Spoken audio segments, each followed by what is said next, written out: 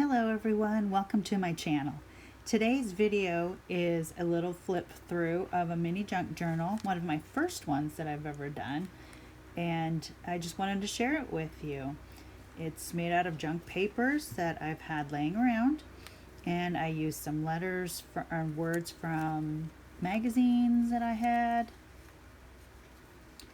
Yeah, if you don't have anything to do or you're blocked, go ahead and grab some magazines and cut some words out. Put them in an old eyeglass case.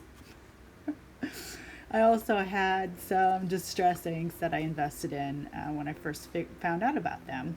So I got a little 4-pack of those and played with those in this. Also, there was washi tape involved, and I was just learning about all this junk journal stuff and so many fun things to use. It was quite exciting. I was excited. All these new crafting things to do. So, aren't those cute? And I just had some pens that I used in here for some doodling and writing, and a scalloped edge scissors, just very basic. I just kind of pulled out all these little things to put in this book, and some stencils that I had also just purchased. So I use these particular stencils quite often. They're very versatile. So if you can find that kit on Amazon, those are a good deal. Anyway, let's set a few things over so we can flip on through.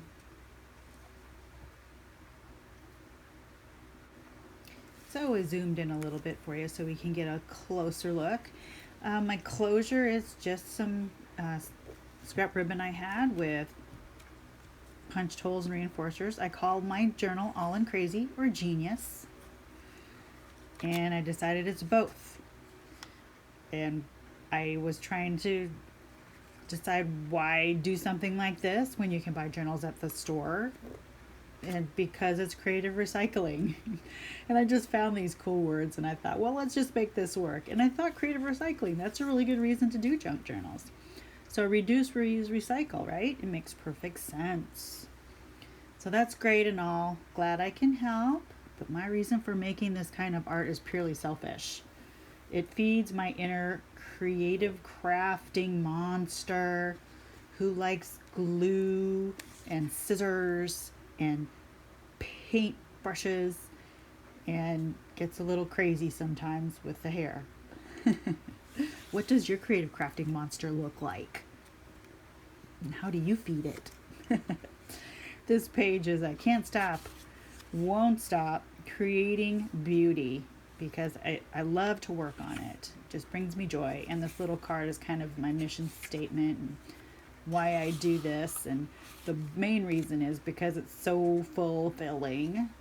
Any day with art in it is always better for me. And then I got to the point where I wanted to show it. So there's Pinterest, Instagram, Facebook, places that I have to show it. And I've got some boards that I'm still working in. And now YouTube. So hey, what do you know about that? That'll probably go in that blank space there.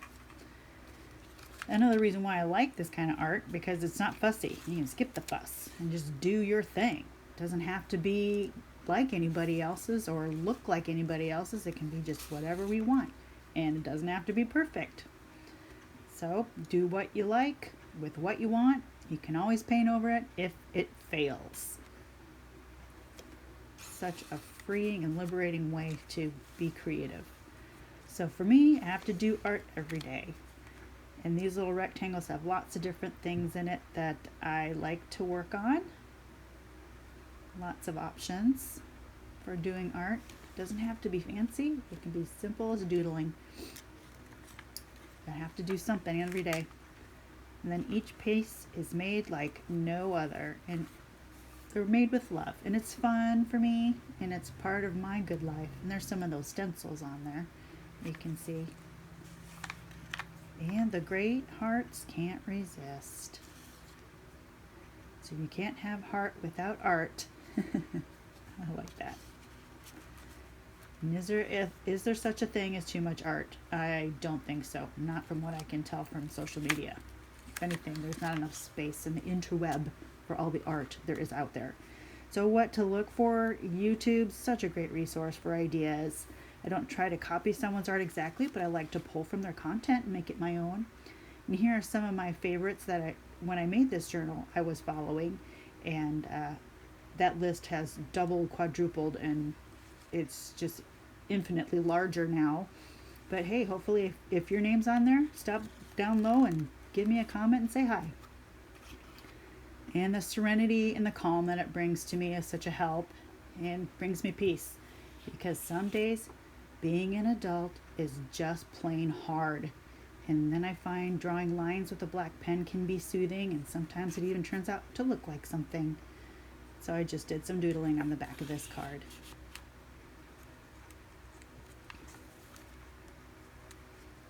And here's something fun. Am I an artist? I don't know, but if someone else calls me one, does that make it so? Something to think about. Ask yourself. And here's a definition of artist: a person skilled in creative activity. Define skilled. That's my thing. What does skilled mean? And there's some of those stencils I was telling you about. And you can see the colors from those distressings all over. So when creating, I'm loving life. And it's just a little reason every day to celebrate. So this is another thing what I like to do is making gifts for people. It's whatever it is I'm creating for them, I think about them, and it makes me smile. And love is in the details. And doesn't everyone deserve something made with love just for them? Don't you love getting something made just for you? So you can be a blessing with your creativity as well. Bottom line is, though, in the beginning, God created, and it was very good. And that's in Genesis. And what's so cool about this is one of the first covenants was the rainbow. Our creative God makes a covenant in colors. His promises are beautiful. And to me, that's just really cool. Really, really cool. So that's just it. That's my little defining my creativity journal. Experiment, trial. It's not made great. It's just stapled on that edge. And yeah, it's nothing like I make anymore. But I'm going to keep it around just to remind me of why I do what I do.